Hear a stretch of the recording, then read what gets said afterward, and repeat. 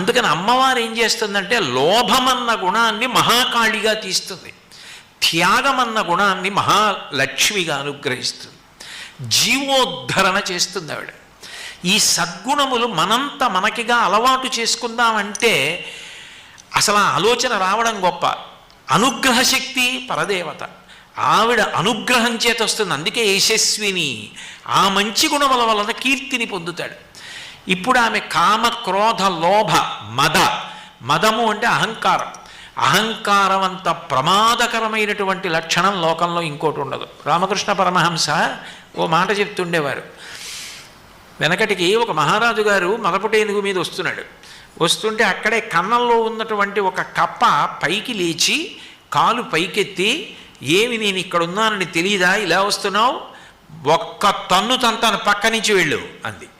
రామకృష్ణ పరమహంస శిష్యుడు చూసి పరమహంసని అడిగాడు,